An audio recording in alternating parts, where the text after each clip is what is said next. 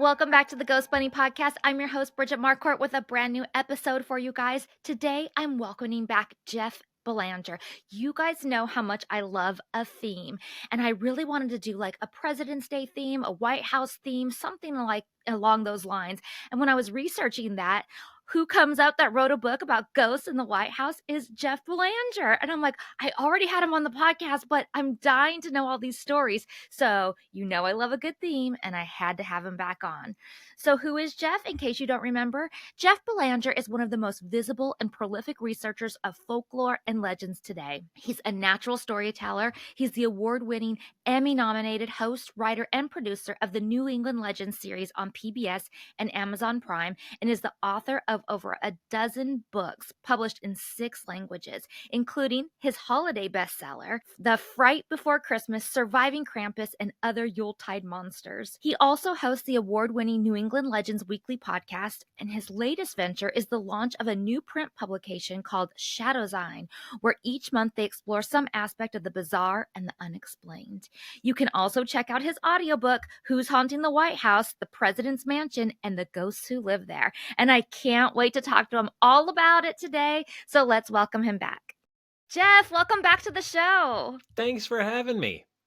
Yes, I was saying at the beginning when I was reading your bio that I love everything themed, and I was like, oh, I really need to do a President's Day episode. I would love to do one about ghosts of the White House because we all know it's haunted. We just can't get in there to investigate, and yet. And I was like, who could I talk to about that? And I knew that you had written something. I wasn't even sure what exactly at first on it.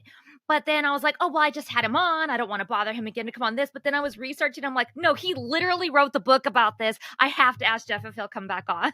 Yeah. No, it's have you ever been to the White House? I have only been on the outside. I have not gone inside. Well, as an American taxpayer, you are part owner. So you should check on your property once in a while, you know? It's an amazing place. I was there as a kid. And then when I was working on this book, I got the chance to go inside and actually interview some of the staff. I had arranged it. And I was blown away at how forthcoming the staff were about the ghosts. Yeah, Like they that's were just, amazing. they would talk about the history. Oh, this painting was by so and so. This desk was a gift of King whoever, and it's haunted. And I was just like, wait, what? They just were very forthcoming, very open. That's amazing because, I mean, so often, as we all know, we get the opposite reaction from people. Right. So keep in mind, I talked to the staff of the White House. The White House has about 100 employees that work for the building. It doesn't matter which political party's in power. These are like the Okay. groundskeepers, the butlers, the cleaning crew, the cooks, and so on, the ushers. Those people work for the building, and some of them have been there a long time. I got to meet a usher who was a butler who was a 3rd generation White House butler. Imagine that. His dad was a butler at the White House. His dad's dad was a butler at the White House. That's So, crazy. And what is an usher? Are those the people that give the tours or? the tours are typically given by Secret Service, but also Oh. sometimes by usher. Yeah, by ushers. But the ushers are whatever needs doing. Whether it's bringing somebody lunch, Oh. running errands around the house. Just that historic place needs a lot of upkeep, as you can imagine. And so yeah, they're just tending to the first family and their needs and the building.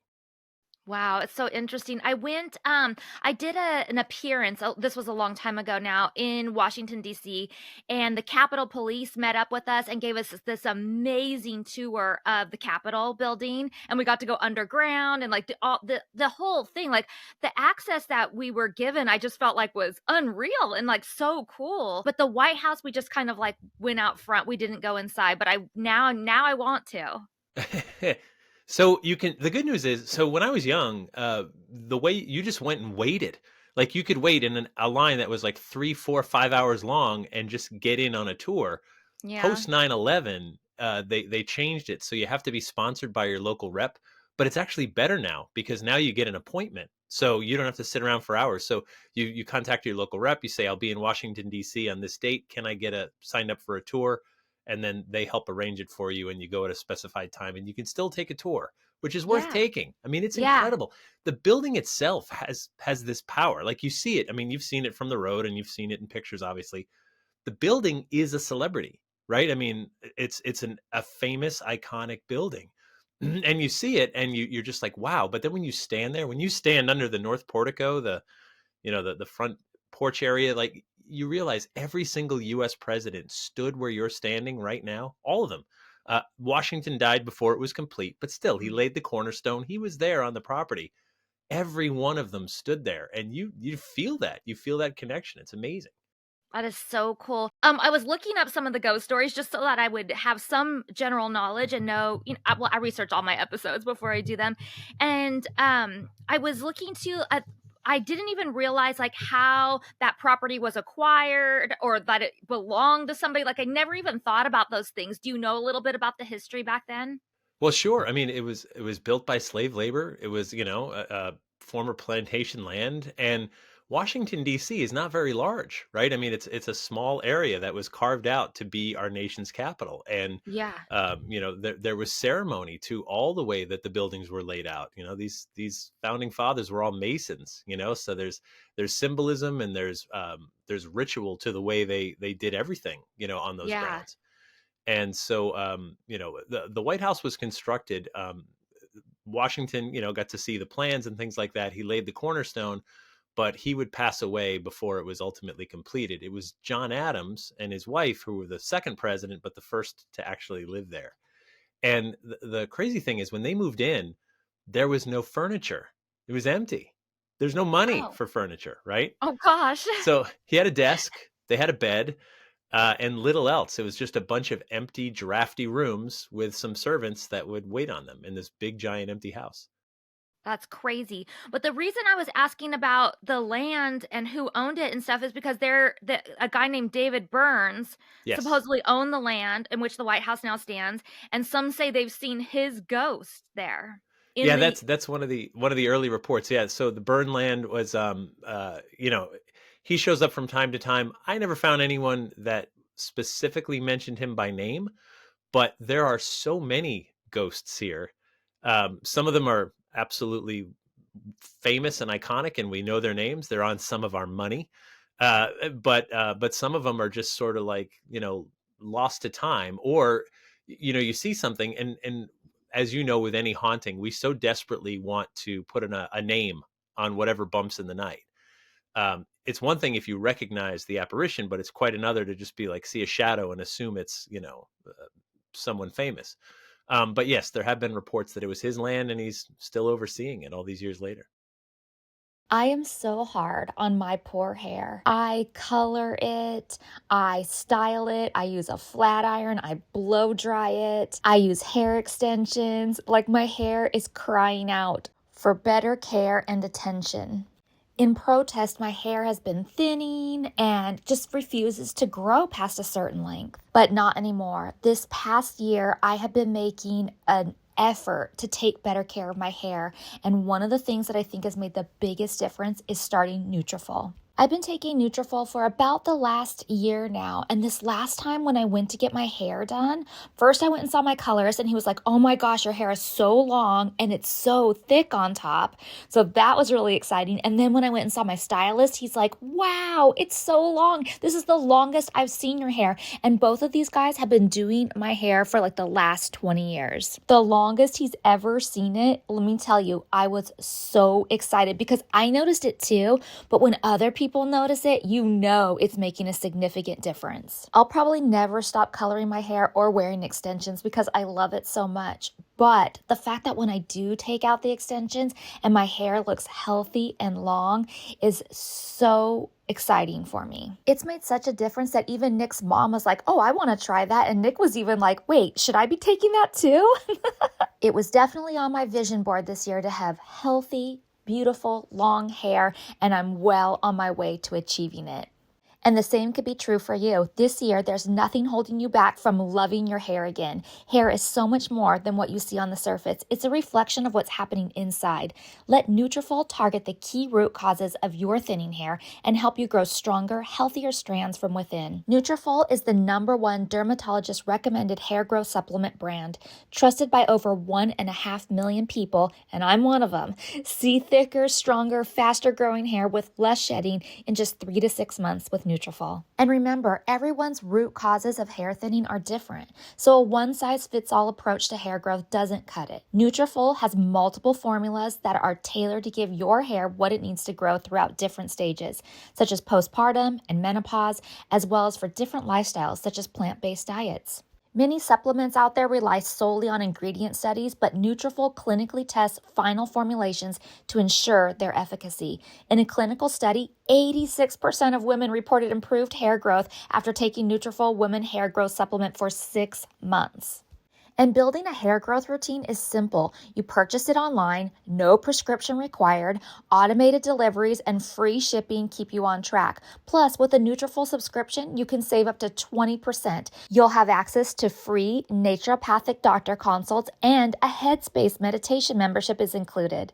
Start your hair growth journey with Nutrafol. For a limited time, Nutrafol is offering my listeners $10 off your first month subscription and free shipping when you go to Nutrafol.com and enter the promo code GHOSTBUNNY. Find out why over 4,500 healthcare professionals and stylists recommend Nutrafol for healthier hair. Nutrafol.com, spelled Nutrafol.com, promo code GHOSTBUNNY. That's Nutrafol.com, promo code GHOSTBUNNY.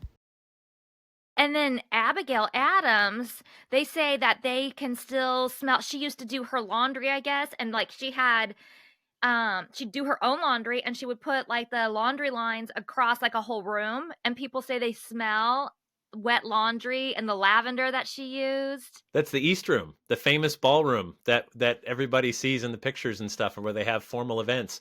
The East Room had no furniture in it, and it wasn't just Abigail; it was the servants too. They said, "Well, why would you go outside to hang the laundry and face the weather when we have this giant empty room with nothing in it? You might as well just hang it there." So yeah, one of the early reports too is you'll hear the slosh of water, you'll smell soap, and you'll see like an apparition hanging laundry in the East Room, because they literally did that back then. Yeah, it's crazy. Especially since it's the ballroom.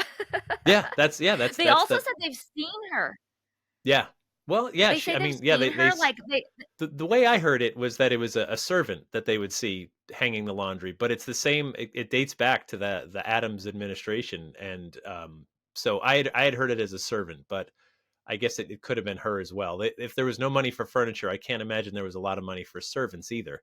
So they were right. probably doing a lot of their own chores back then. It was amazing. So Bridget, each room, when you take the regular tour, there's a Secret Service agent who stands in each room, and these folks know all the history of the everything in the room. You know, the carpet, the paintings, the furniture, where it came from, who it was a gift of, whatever it is. And I would ask them, you know, like as they're talking about where each piece came from. When I was in the East Room, I said, "Well, what do you know about the ghosts?" And without missing a beat, the Secret Service agent said, "Well, people have reported seeing a British redcoat out near the North Portico on the north side of the building, holding a torch." And I went, "Oh, you just said that in the same tone that you talked about the desk and the chair and the painting."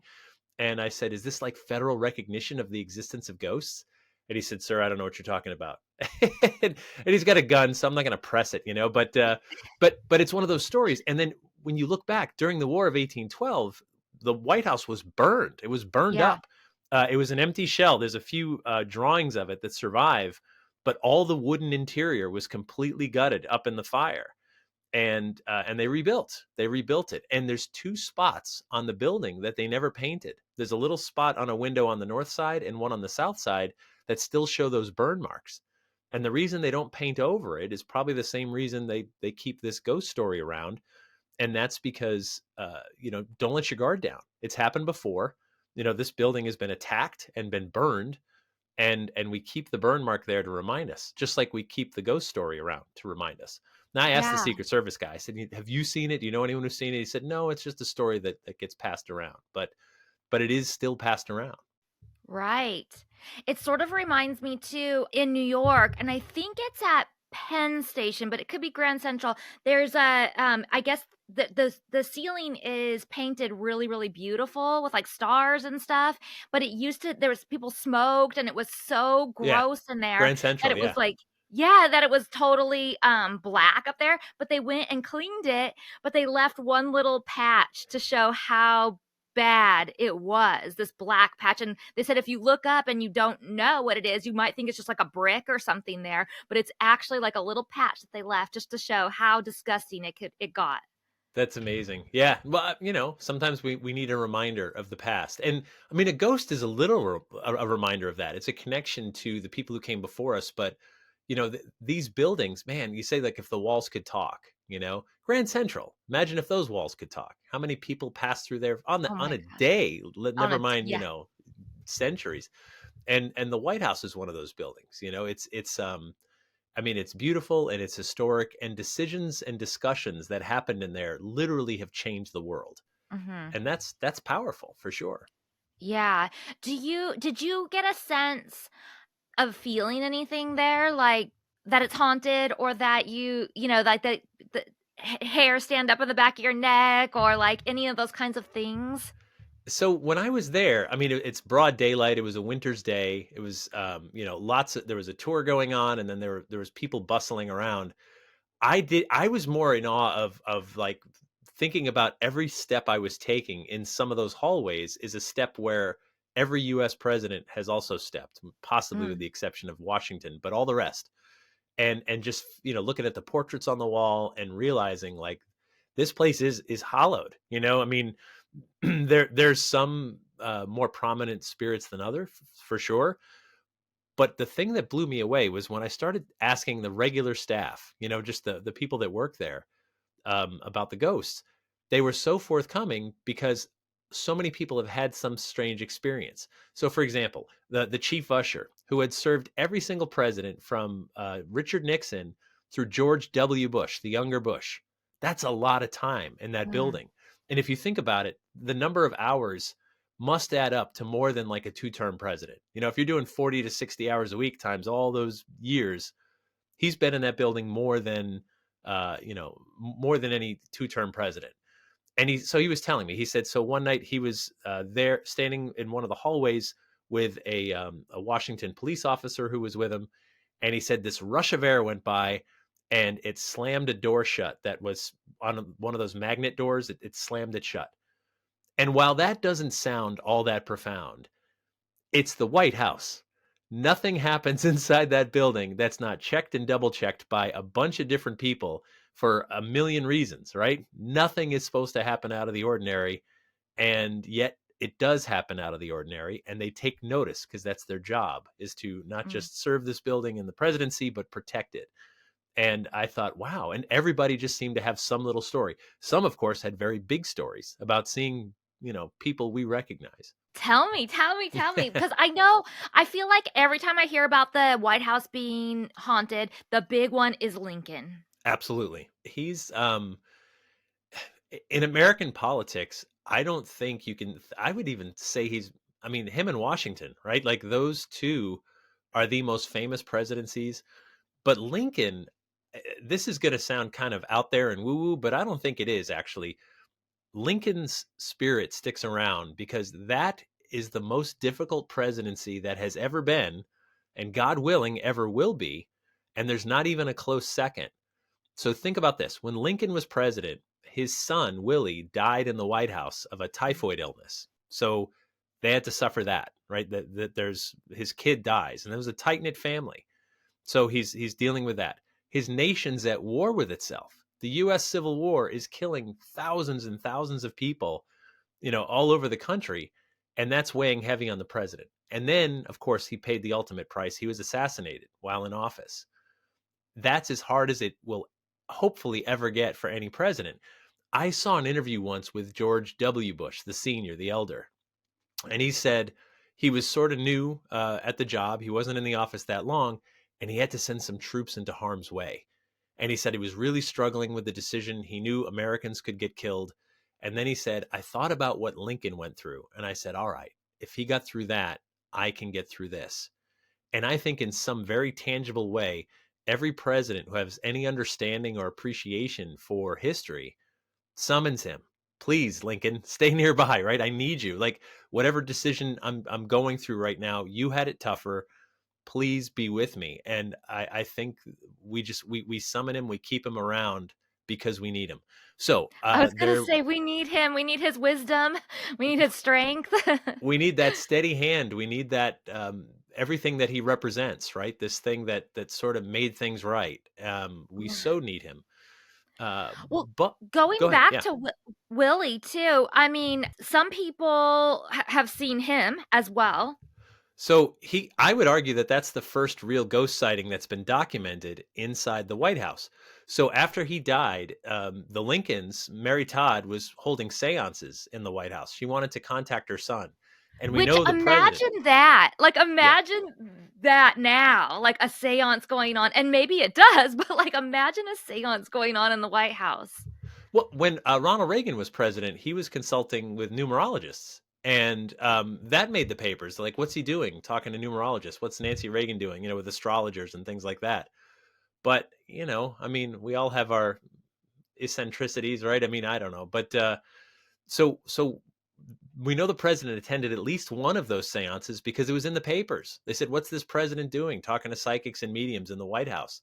But they were distraught and they were struggling. So Mhm. Mary Todd Lincoln wrote a letter to her sister Emily where she said, I'm paraphrasing, but pretty darn close. He lives, Emily. He comes to me each night, meaning Willie, sometimes with his uncle Alec, who was, died as a youngster as well. And it gives her comfort to know that he's not alone in eternity, that his uncle Alec is with him. But she was seeing the ghost of her son not too long after he passed away. Now, you could say that that's just a distraught mother who's missing her kid and dreaming about him. I get it. That's a perfectly skeptical view to take. But 40 years later, a military aide writes in his memoirs about visiting the White House and learning from the staff that it's haunted by the ghost of a little boy. And the only little boy that died there was Willie Lincoln. Yes. Ooh, that story gives me chills. It's the Lincoln presidency is just the most profound all around. I mean, Lincoln arguably discussed dreams of his own death, of attending his own state funeral, seeing a coffin draped in black cloth and asking the military soldier on duty who died, and he said the president died. So Lincoln sort of had envisioned his own demise. It could be that he knew there was a bunch of people in the South that wanted him dead, and so it wasn't that much of a stretch, but it could also be that he was really in tune to something. Right.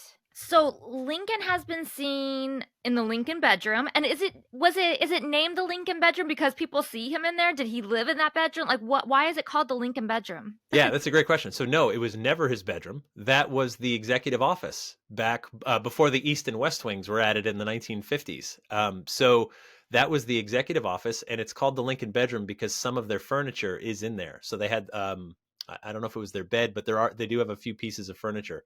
So it's now called the Lincoln bedroom, and by far that is a hot spot. So I got to talk to there was an interview with the chief operations foreman, and his job, one of his jobs, is to, in the morning, early in the morning, turn on the lights, water the plants on the second floor. Now, to get above the first floor, the only way you get up there is by invite of the first family. There's no other way. You have to be invited by the president or first family, or you have to work there, and that's part of your duty. So he said he turned on the lights, he was going to water the plants, and sitting right outside the Lincoln bedroom was President Lincoln, sitting on a chair with his legs crossed and his hands resting on his legs, and he looked at him and then disappeared. And he said, I went downstairs and I told one of the assistant ushers what he had just seen, and he said, you're one of many that has seen President Lincoln inside this building. And here's the thing, right? He's on our money, right? If you're like, what that guy look like? You pull out a $5 bill and go, yeah, that's him, right? I mean, we know his face, we know what he looks like, and this guy. And the other thing, I can't stress enough how reliable of a witness these White House employees are, right? They are drug screened, they're psychologically evaluated, they're background checked 8 ways to Sunday before they can work there. Not the Mhm. presidents. The presidents, we don't background check them at all. But the staff, we do. The staff are fully vetted in every way, shape, and form. So when they say they saw something, I mean, I believe them. Right. So interesting. And he also is seen in the yellow oval room, it says. Yeah, I mean, I think he's probably made appearances all throughout that building. Again, we have to understand, like the East and West Wing, where the president's office is, well, the West Wing, where the president's office is now, is a relatively new addition to the building. And in the 1950s, the building was completely gutted again and rebuilt. I mean, it was falling apart on the inside, so it was Oh. modernized and rebuilt in the 1950s. So this building has been through a lot over the years, but the Lincoln bedroom is still roughly where, Lincoln would have been. And that's, I mean, that's a, if you're a guest of the president and you get to stay overnight, that's the room you want, right? Like that is the most iconic, most famous, most haunted room in the whole building.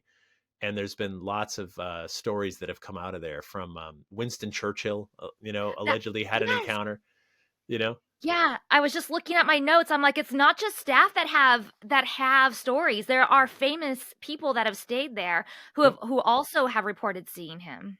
So the story of Winston Churchill is that I guess he'd gotten out of the bath and was in his bedclothes and heard a knock at the door, and he famously answered the door, saw President Lincoln, and said, "Mr. President, you seem to have me at a disadvantage," and and was one of the many people that have witnessed this this American icon. Yeah, wouldn't that be so cool if you're gonna see a ghost to see Oh, that one? so I keep waiting for the phone call. I wrote the book a long time ago, and there's been a bunch of different presidents since, and we've done revisions of the book and the audiobook and stuff like that. And um, the only way to get invited up there is the first family. And I don't make the kind of campaign contributions that's going to ever warrant me. I like to keep my campaign contributions right at zero. It's a nice even number. It's easy to Yeah, remember. yeah, Plus, what am I buying? If I give you $20, what do I get for that? right. So, but I'm wondering if some presidency is going to be so haunted that they're going to call and say, "All right, we need your help. Can you come up here and look for ghosts?" Okay, well, And if you're looking for a team, yeah, I'll call you. Yeah, okay. I'll have dozens of us going in. We're going in the White House. Um, we've asked. I mean, I think I'm the closest that came because when I first called to ask to go to the White House, I spoke to the chief usher, Gary Walters, and I said, "Hey, I want to write a book about the ghosts of the White House," and he said, "We're not interested." And I said, "But it's going to be a book for younger readers, and we're going to use ghosts as kind of an innovative way to teach history to kids." And he said, "Go on." And so I more or less talked my way in. Now I still needed to do like a background check. I needed sponsorship from my rep. There was a whole thing. I had to Yeah. go down there. I went through the metal detector, and they had to scan my audio recorder that I was interviewing people with. So it was a whole ordeal, but they still let me in, and they were once I got in, they were just completely forthcoming with their stories. That is so cool. All right, who el okay, so we know that Lincoln is there. We know about the British soldier and Abigail Adams doing her laundry. Who else was one of the main stories you heard? Well, in the Rose Garden, Dolly Madison, she famously had the Rose Garden installed, and there was a story that at one point they were, every time there's a new presidency, the first family makes some tweaks and changes. I mean, there's only so much you're allowed to do, but someone wanted the Rose Garden removed, and allegedly the workers went out with their shovels ready to go start digging up roses, and her ghost was wagging her finger saying, "Don't you dare." And they put the shovels down, and the Rose Garden remained intact. So Dolly Madison didn't want her beloved Rose Garden removed. Um, One of my favorite stories goes back to the 1940s with President Harry S. Truman. Harry Truman wrote about the ghosts of the White House in like six different letters to his wife. I mean, you Yes. you can see them. I mean, you can. I got photocopies of them from his library. Uh, he talked about how he would hear footsteps at night. There was one night when he was completely alone in the upper part of the building. His family was traveling or something, so it was just him up there. And he heard someone walking around and doors closing to the point where he got up and he went downstairs and found the Secret Service agent on duty and said, "What are you doing up in the living area in the middle of the night?" And they said, "Sir, we're not. We're down here at our posts exactly where we're supposed to be." And to quote President Truman to his letter to his wife, he said, "Sure as shooting, the place is haunted." And I love that. I love that, Yeah.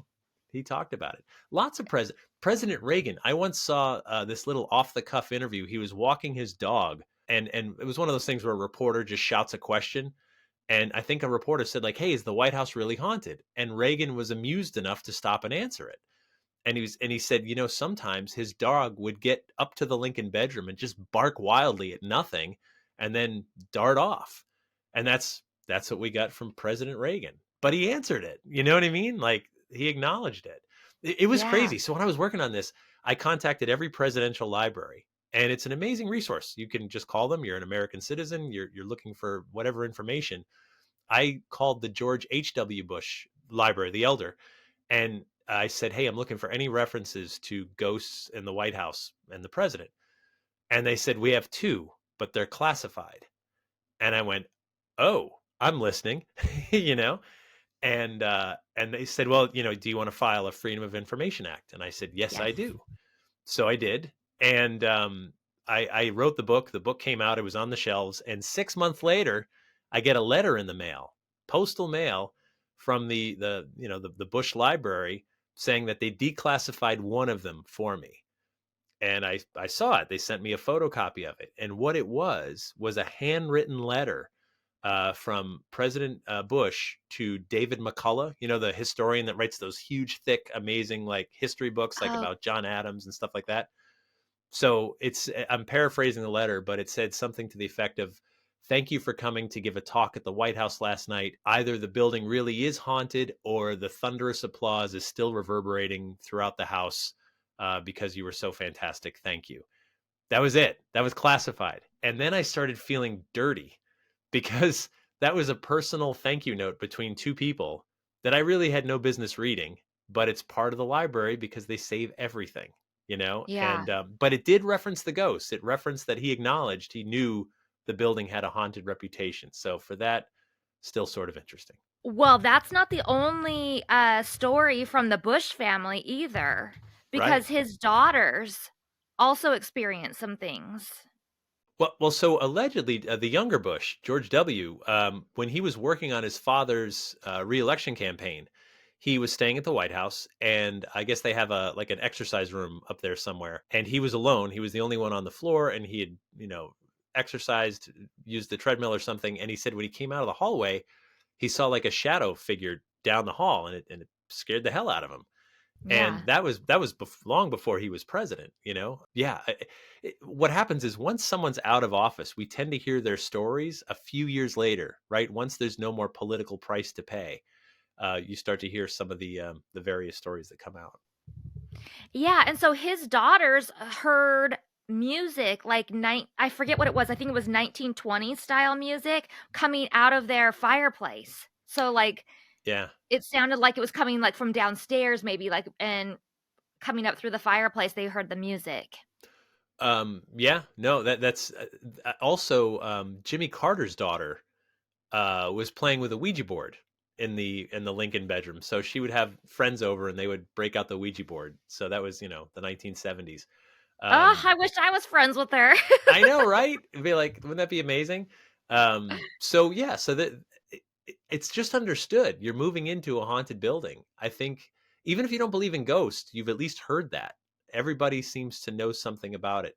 I saw an interview with Hillary Clinton, and this was before she ever ran for president, but she was on a late night talk show, and they said, "Hey, I've heard the building's haunted." And she sort of acknowledged. She said, "I'll tell you what, late at night sometimes when it's real quiet and no one's there but just you," she's like, "it's really spooky." So she sort of acknowledged too that it's got a vibe to it. Yeah. The Obamas too. They said they heard noises coming out in the hallway. Right. And I had heard that a guest of the Obamas had felt something like grab at their feet in the middle of the night. Yes. Yeah, in one of the rooms they were staying in. But yeah, they also have had their experiences. The thing is, like, it's one, and right? Do you talk about it or do you not talk about it? Like, on the one hand, lots and lots of, I mean, half at least believe in ghosts in our country. And Yeah. there's also a spirit to the building. So how much do you talk about, and how forthcoming are you? I know they're trying to protect their reputations. They don't want to appear as kooky or whatever, but at the same time, my goodness, I don't think I could find too many modern presidencies, and that's like Truman through today, that hasn't had some sort of unexplained experience that they at least acknowledged in some way, shape, or form.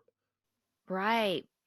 And, like, also because of all the tours and all the employees and all the people that are there on a daily basis, the amount of energy that is in and has been in that home. Totally. Foreign heads of state, right? I mean, how many people have come and gone? And another interview I saw with the elder Bush, George H.W. Bush, he talked about how there's so much power in that building. He said, I've had people that I know stormed into the Oval Office thinking, I'm going to tell this president what's on my mind. I'm going to tell so-and-so this or that. He's like, and then they get there. And suddenly the gravitas of the whole room, the whole building, the whole location hits them. And they just sort of retreat into themselves. Like, yes, what were you going to say? It's like being at the king's throne. You know what I mean? Like you think you're going to tell the king off until you get there and you go, whoa, there's power literally in the chair, in the very Yeah. seat, the very desk, where so many like decisions are made here that have killed a lot of people, that have gotten people killed, that have changed Mhm. borders, that have changed laws, that have changed livelihoods, made things better, made things worse. Decisions that Yeah. come out of that building have affected every one of us. And that is real tangible power, something that connects all of us. Yeah. There was a staff member, Jeremiah Smith. Are you familiar with Jerry Smith? That one's He not started ringing a working bell. at Keep the going.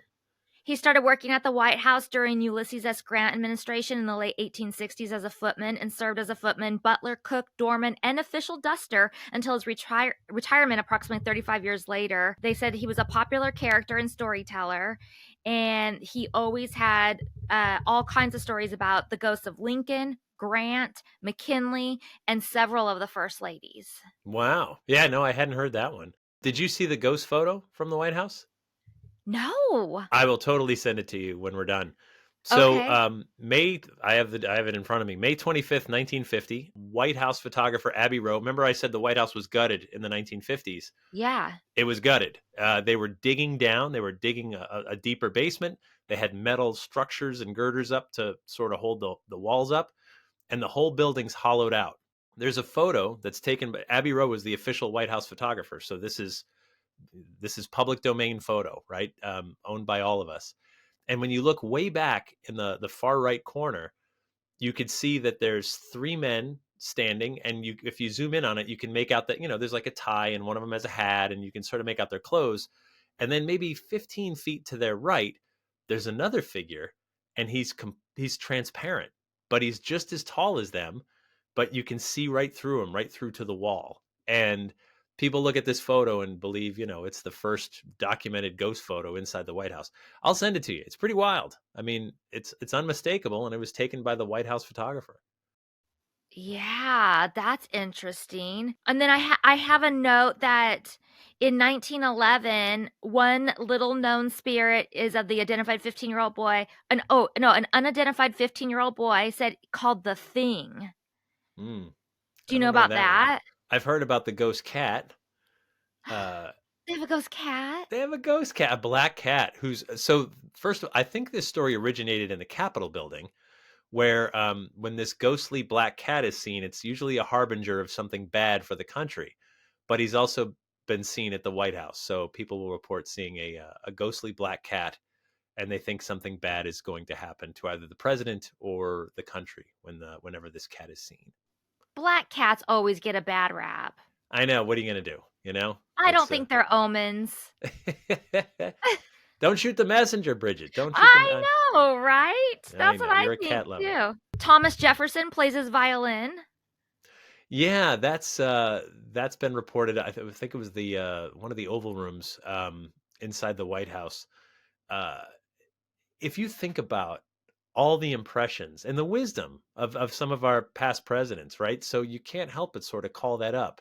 I, I you know, I I would never run for president for like 6 million reasons, but imagine just if you will, like you're living in a fishbowl. You know what I mean? Like that White House is, I mean, they do everything they can to give you some semblance of normalcy and privacy when you're on the upper floors, but even Mhm. still, you're in a fishbowl. Everybody's Yeah. watching at all times. How you unwind, how you can relax in that kind of environment is beyond me. I don't understand it.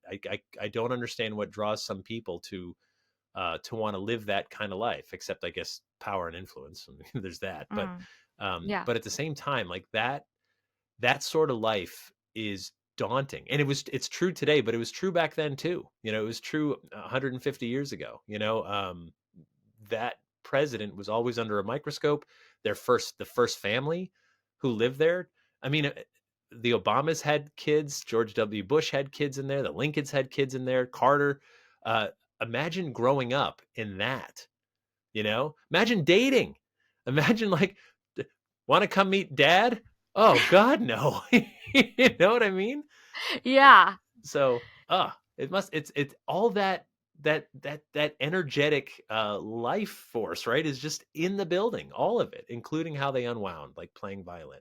Well, I don't know that they do unwind that much. I mean, when you see before and after pictures of Oh, presidents, the amount that they've aged is yep. so incredible. So the amount of stress and probably lack of being able to unwind or just be yourself or fully relax is probably impossible. You're right. Yeah, you look at before and after, and they're just so grayed and haggard. After 4 or 8 years in there, and yeah, it's got to be a staggering job for sure. And knowing that there's people that want to kill you for no other reason than you're the president, right? Right. That there are people who are want a piece of you, want to influence you, like that must be exhausting. I mean, you're the most famous person in the country, if you don't count Taylor Swift, but like Right. you're the second most famous person in the country. Yeah. And it's just a staggering, sort of daunting life. Yeah. It's very interesting. And you have to live in a haunted house. Well, So for there's some that. of us, we would like that part of it. Absolutely, absolutely. We would be like, don't mind me. I'm just setting up my equipment here." Yeah, we need the first ghost hunting president. You know what I mean? Like Yes.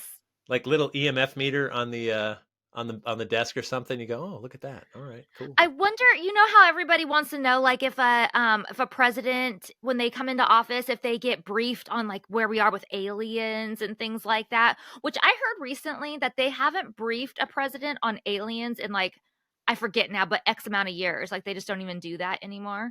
I But, wouldn't. you Think wouldn't. about it. So think about this, right? So if you're a career military person and we've got secrets, every country does, but we've got our own. Mhm, There's certain things that the president needs to know and doesn't need to know. The president is going to be gone in 4 years or 8 years. That's the math, right? mhm. And the secrets might have been around for 50 or 60 years. And you don't want a loose-lipped president, you know, talking about whatever secrets we may have. So I'm sure there's certain things that are absolutely kept from the president in the interest of national security. Because, and quite honestly, if you want to talk about aliens, what can the president do? Hey, Right. they're here. There's nothing we can do about it. Okay, well, don't tell me. So, but the ghosts, I wonder if I mean, whether they're briefed or not, I think the reputation of the house precedes it. That everybody sort of understands this building is haunted. Yeah. Yeah, it would be so interesting to know, like, or if they wanted to know, like, more scientific information on what we know about that, the paranormal and afterlife, if there is something more out there that they can be briefed on if they really requested it or had an interest in it. I remember seeing an interview with Clinton when he was president, and he said, and who knows, but he said he was talking specifically about aliens, but he said, look, if we have aliens, I'm the kind of person that would really like to know that. That interests me. I want to know. I want to see it. Take me to them. Let me see it. And if you're a conspiracy theorist, you could say that was him throwing us off the scent, or you could say we have him and he was not told or briefed and won't be. Or he's being honest. He really wants to know, and no one will tell him if we do have him or not. Yeah. So yeah, it's a strange office with so much just so much to it. I mean, we build monuments like Mount Rushmore to our presidents. Some of them become literally like Lincoln. I would argue like he's transcended, right? Lincoln, more than anybody, is almost like a deity in this country. Like truly, like he's worshipped in a way. His name is invoked, as with reverence, by just about everyone. He's become this this martyr, this standard that really probably no other president has ever lived up to. Yeah, and not only that, but he has a very distinct look, like, almost like Yeah. a costume, so you know it's him without even knowing it's him. Yep. He was And unusually and I tall. and it's that sounds so trivial, but I feel like those things kinda set you apart, and they make the general public, like, know who you are and understand a little bit more who you are than just, like, say, any other president who I might, like, be like, "Oh, I need a picture to know what he actually looked like." Like, I heard the name, but I need a picture to know what he actually looked like. But not with Lincoln. I feel like, you'd be hard pressed to find somebody who couldn't explain what Lincoln roughly looked like. And his voice, right? Every time an actor does his voice, forgive me, but here's my one impression, right? 4 score and 7 years ago, right? Like that, like that's always the give or take what the actor goes for. But if you read descriptions, there's no recording of Lincoln. We don't really know what he sounded like, but there were descriptions of how his voice was very high pitched, unusually high for such a tall man, and it would melodically move, up and down, and pretty soon people almost fell under a spell from the way his voice would go up and down in various musical scales almost. And that's why, but he was considered one of the greatest orators of his time, but when his voice was described, it's nothing like you see it portrayed in movies today. Yeah. Do you know about Anna Surratt or Surratt? I don't.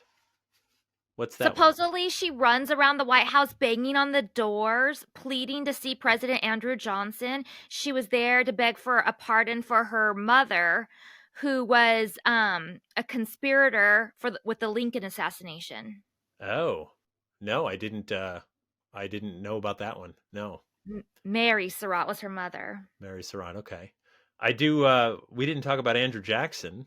Andrew Jackson was really he was a he was a he was a he was nuts, right? He was during his inauguration, he decided to open the White House doors to the general public. Come on in and party, right? Like, I'm the new president. And you sort of think like, well, back then people were more civilized and civil. They weren't. Whatever Yeah, you no. suspect happened. People trashed the place. They stole stuff, and it turned out to be like a horrible mistake. But he was a bit nuts in a very colorful way.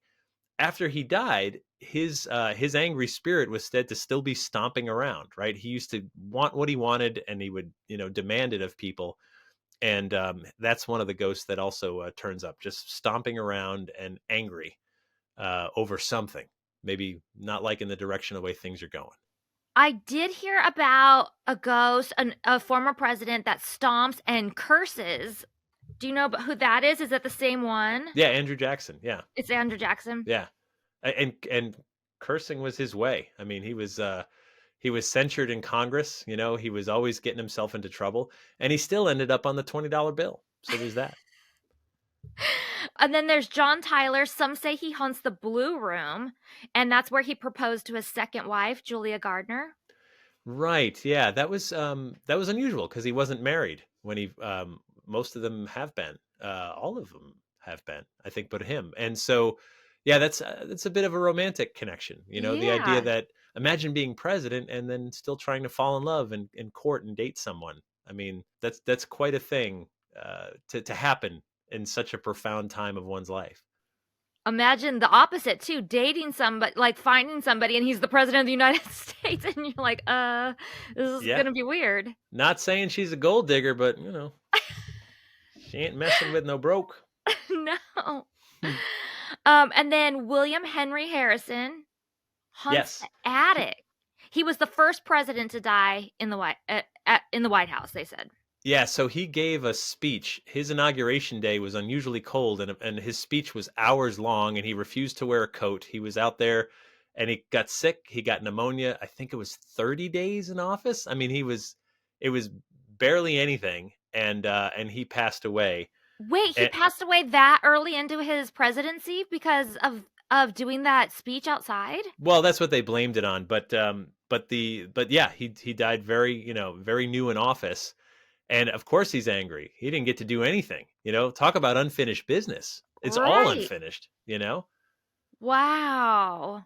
And then the last one I have on here is that there was a group of student visitors that saw the ghost and this sounds a little like ridiculous, but saw the ghost of every past president on the back lawn. That's new to me.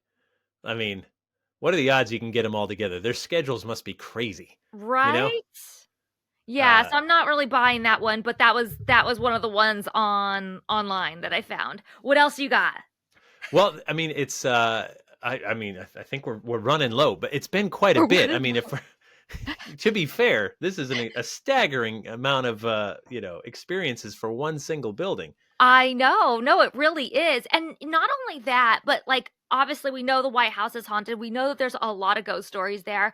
But like I remember, and oh gosh, this is so bad because I don't even remember which president's house it was, but I went on a tour of a house in Virginia, and it was the home of a former president. God, I want to say Tyler, but I could be completely Yeah, wrong on that. And it had its ghost story. So when you like combine that kind of stuff, like their actual homes where they grew up or where they lived before and after their presidency, and those places are still open to visit, there are ghost stories in all of those locations too. Or not, I'm not saying all of them, but like in a yeah. lot of those locations too. I always think that one of the biggest reasons for ghosts and hauntings is us. You know, we when you walk into the White House, when you walk into like I remember staying, it was a Madison's mansion in Virginia. I stayed there a couple times, haunted. You know, and you can't help but think about like, wow, think about who was here, and think about what that person did, and in a way, you're literally summoning them. You know what I mean? You're calling forth their memory, their history, and all that other stuff, and you're connecting to it. And I truly believe in my heart of hearts that is a big part of why we see ghosts in certain places, especially historic ones, because we're imagining what it must have been like to have Lincoln walk by you when he was president, to have Tyler and all these other, people that helped shape our world, making decisions right where you're standing. And you think about them, you conjure them up, you see paintings of them on the wall, they're on your money, they're on your mind, and suddenly they're sort of materializing in front of you in some very tangible way sometimes. That's a Yeah. ghost. It's the past Yeah. coming to the present. It really is. So I'm going to show you that picture. I know this doesn't help a lot, but I'll send it to you. But there's the picture, and that's right here is the ghost. Oh, yes, I see it. Wow. That's pretty clear. I know. I It's mean, you not can get even it's not even a question whether there's something standing there or not. It's just a matter of like how or why is that in the photo? Is that truly a ghost or is that some weird negative thing that happened or well, so and again, I'll send you this. You can get the high res online. It's the thing that's so compelling to me is you could say, hey, it's a 1950 camera. They're so far away from the where the picture was taken, but when you see the details on the three men standing away from that ghostly figure, you could make out the tie, the hat, like the crease in their clothes and their suit jacket and things like that. So this figure is just as far away as that is, and yet one of them, those three men are solid, and this other one is semi-transparent. So I think it's pretty interesting and compelling, especially considering it was just the White House photographer documenting the construction. yeah. Have you seen any other photographs that you find are very compelling? Not necessarily not White House, but just like in general. The reason I ask is there was this photo. Now I'm blanking on the name of it. It was a famous ghost photo, I think, on stairs. Brown Lady of Raynham Hall. Yes. Yeah, yeah. So what makes that story interesting? That was in England. Raynham Yeah. Hall was haunted. There was a magazine photographer there for I forget which publication, but they were taking pictures of the building to say, hey, this is a country estate out in the sticks there. And the the way I heard it was that the photographer actually saw the apparition on the stairway and then turned the camera and captured it. It wasn't something that showed up where they weren't intending to shoot it. They saw it and captured it. That photo to me is one of the most interesting. So today it's really hard with AI and with apps and with Photoshop. When someone shows you a ghost photo today, even those of us who believe and have seen weird things are like, yeah, but I don't Uh-huh. know. You might be fooling me here. There was this sweet spot, like 15, 20 years ago when digital cameras were still kind of new, but Photoshop wasn't that big of a thing yet, and AI certainly wasn't around, and the apps that put ghosts into photos for you wasn't around, where you sort of believed it a little bit more. The most compelling thing I ever saw was actually a video, and that was taken by Ed Warren, Ed and Lorraine Warren. Yeah. I grew up in the town next to them, so I knew them since I was 13. And we had this the White Lady of Easton. Easton was the town 2 towns over, and Union Cemetery was this famous haunted cemetery. And people would see this wispy white apparition on the road, but also in the graveyard. And Ed Warren camped out one night with a video camera, and he showed it to me at his house. He said, "This is what I caught." And you see this like apparition take form. I would even go so far as to call it feminine. Couldn't make out any specific features, but looked sort of feminine. And it was moving toward the camera around some of the headstones, got closer, and then these black things sort of came up from the ground, and it seemed to like suck it into the earth. The whole thing was like 5 or 6 seconds, but that's a very long time. Like 5 or 6 seconds, not like a flash. Yeah. And I looked at that, and this was, he captured this in the 80s. And I was just like, Ed, unless Spielberg helped you with this, I can't explain it. I mean, that is really something amazing. Video I find more interesting than still photos in general, because it's a little bit harder to fake, although not impossible, but it is a little harder. But yeah, sometimes we see stuff and we capture it, and I mean, we talk about some of these. The Brown Lady of Raynham Hall, that photo's literally got to be 100 years old now, but we still talk about it because it's that profound. And I think this White House photo too is up there with that. And the brown lady, I literally just learned about that not that long ago. Maybe, I don't know, a year ago or something. I'd never heard of it before. And then I thought it was just like a story, like I didn't know it was like a real thing until I was researching it a little bit. And I'm like, wait, this is really cool. Yeah, that was one of those photos that got everybody saying, "Oh, what if?" And Raynham Hall was haunted, and everybody knew that. And in England, half the buildings are haunted. Yeah. Everybody, they're so matter of fact about their haunts over there. It doesn't have to be a big thing. It's just like, yeah, it's haunted, whatever. But yeah, that Brown Lady shot is one that we still talk about today as this evidence from the past that holds up, because they weren't using Photoshop, and there was no AI, and there was none of that stuff. It's I think that one's really compelling. Have you done any ghost hunting over in the UK? Oh yeah, for sure. Yeah. I got to go into the Tower of London as a guest of one of the yeoman warders after hours. It was so cool. Stop it. I know, right? So I had written about the Tower of London in my first book, and I got to interview one of the yeoman warders. And I said, "Hey, I'm going to be in London." He said, "Well, come as my guest. You can see the changing of the keys. We'll have a drink in the pub. I'll show you around." And so I got to go there and watch that ceremony that takes place every single night, where the army takes over the watch from the yeoman warder. And then they have a pub inside that the yeoman warders can have a drink at, and they live there. Yeah. And these are military officers. I think you have to reach the level of staff sergeant or higher, 20 years of service, have, recommendations to even apply to get in there. And they live there, and they all have stories. He was taking me around. He was showing me the chapel, and the chapels have these kneelers that are behind the chair in front of you. So the chair in front of you, you would have a kneeler so you could kneel down. And he said their cleaning woman was in there one night, and just one by one, every single kneeler was just going bang, bang, bang, down, down, down. And when we were in their pub having a drink, I was talking with one of the younger yeoman warders. He was 40, so I guess he was the baby of the group. Yeah. And I said, "What do you know about the ghost?" He said, "Well, my very first night here, I had a teddy bear from childhood that I've kept with me, and I put him up on a shelf, and I lay down in the bed, and I watched the teddy bear float out into the middle of the room and then drop to the floor." And he said, in very matter of fact British way, "I guess I've just been introduced to the ghosts." They all have stories too. I mean, that building just has tales to tell. When I saw the changing of the keys, it's a ceremony where they, the yeoman warder, who goes there, who's got the keys, and this whole thing. And I was told that the headless ghost of Anne Boleyn will stand on the banks of the Thames behind you, but everybody's supposed to be facing this way. So there was a small group of us assembled, and we're all doing what we're supposed to do, saying "God save the Queen" and all that. But I'm the only one that's, looking behind me, because if she's back there, I don't want to miss it. You know what I mean? Yeah.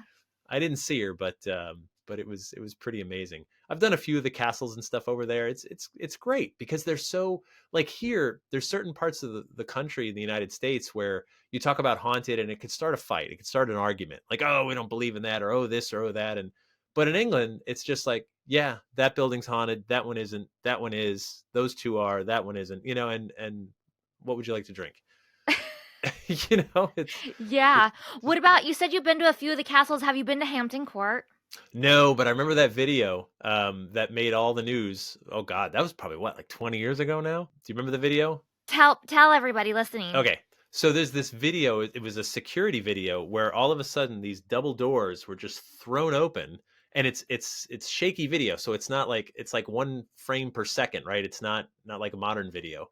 And these doors are thrown open and this figure that's sort of like covered in like a cloakish sort of thing, you know, just blasts into the courtyard and then is gone. And I mean, that made like real news. You know, that was all over, you know, the various networks and things like that. And people are looking at it and saying, you know, is that a ghost? Some suggested it was just a living person who went out to get some air. But you know, Hampton Court Palace was known to be haunted, and so the connection wasn't very hard to make that we caught something. Yeah. When we did a tour of that and you can feel the energy there. Like there's to me that's one of those places that I've been where there's no question that it's haunted here. Yeah. Yeah, yeah. So many of those places. I mean, some of those buildings are, you know, over here, an old building could be 200 years old. Over there, 700, 800. I was at Coombe Abbey 2 summers ago. The oldest part of the building dates back to 1100. Almost 1,000 years old. Like you know, I mean, Yeah. it's just staggering. That was a building that was it was haunted by a monk. And there's literally a crypt within, like right near the lobby. And David Bowie stayed there once, you know, many years ago. And the story goes that he ran downstairs in the middle of the night, slamming on the desk, demanding a new room because his room was so haunted. And he was so scared, he didn't bother to put on clothes before Oh. running down to to slam on the desk and ask for a new room. And Whoops. when I heard that checking in, I said, all right, challenge accepted. Can I out Bowie? And I no didn't. experience there? There was a couple parts of the building that were definitely like there's a vibe to it, you know, like there's this old vibe and you feel it. Allegedly, this monk was murdered. You walk by his crypt and, you know, you get like this strange feeling. So we were in there. We got to go in there late at night in the dark. And I don't know, you just can't help but sort of connect and feel something when you're in places like that. Yeah. Well, this was so interesting. I think I got a little bit of a history lesson on here too, something I need more of. And I Yeah. feel like there's something crazy about starting at the White House and all our ghosts here and ending in with British ghost stories. I know we should have gone the other way, right? Because we Yeah, were England first and then America, but it's all good. Any building that has seen history and where history's left a mark, we tune into it. I feel like it's like a scar or a stain that you just can't wash away, and sometimes that stain sort of pops out more than other times. And definitely. buildings and walls can talk, as you know. I think our fascination with these things builds energy too. Absolutely. Like I said, we summon them. We're part of the Yeah, equation. I don't think there's ghosts without living people. Like we right. have to be somewhere in the equation to you know receive the message, right? Communication requires at least two parties minimum, right? There's a sender and a recipient. If you just are out in the middle of the woods alone yelling and no one hears you, you're not communicating. You're just broadcasting. Right. But that back and forth, that's the thing. And I think every ghost is a message. It's a connection, and it's a way for us demands us to ask more questions. Well, thank you so much for coming on and sharing these ghost stories with us. Tell everyone listening how they can get your book and follow your podcast and your new venture. Oh yeah. So the book's called "Who's Haunting the White House." It's on Audible and Apple Books, so you can. I narrate it, and we have some voice actors and stuff in there, so you can check that out. I'm on social media at Exploring Legends, and my new venture is an old school zine Oh, it's called zine. Shadow I think Zine. I called it a zine. It's a zine. I mean, we're going back to like the '90s. Yeah, like short for magazine. I'm taking I'm taking authors that I've worked with and know, and we're doing a completely independent publishing venture, and I'm very excited about it. The first issue's out now, and we're going to be doing an issue every month, and it's called Shadowzine, and it's shadowzine.com. Oh, I blew it in your bio, but And now the we zine, know it's a yeah, shadow zine. you're old enough to remember zines. Come on. Not a zine, not a. You know what? It occurred to me that it was zine, and then I was like, no, I think it's zine. I It don't couldn't know. be. Those are gone. Those were gone 25 years ago. No one would do that again. I feel like we're in a time, Bridget, where like everything is so AI, so artificial that you're seeing a bit of a revolt back to analog, right? People want something real. My daughter loves vinyl records, right? She Oh collects like wow, old school records. She's a high school senior, and something that's tangible and real. There's movie producers making films for Blu-ray again. Remember that? oh Right? yes, That because, you can own a Blu-ray, you can have it forever. You don't lose it if you change your streaming service. right. And so something that's real and something that's tangible is, I think we're sort of hungry for that, and I'm just trying to get back to it. Well, and just nostalgia too. Like I can attest to that with just my other podcast that I do with Holly, Girls Next Level. Like people, it's from a show 20 years ago, but people love hearing every detail and the behind the scenes and everything. So it's a little bit kind of the same like Of that. course we It's do. just We love that. people love it. We So need something real. That's all we ask for, yeah, In a world where we don't know what's real anymore, and that's why I love podcasts. I love all this stuff. You're having real conversations with real people. It's not fake, it's not AI, it's just people talking like people have done for thousands and thousands of years. yeah, yeah, definitely.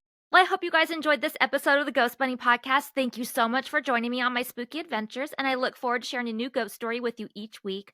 Please subscribe to our podcast so you're always the first to know when a new episode is out, and follow us on social media at Ghost Bunny Podcast on Instagram for photos and sneak peeks, and at Ghost Bunny Podcast on YouTube for the video version of the podcast. Bye, guys.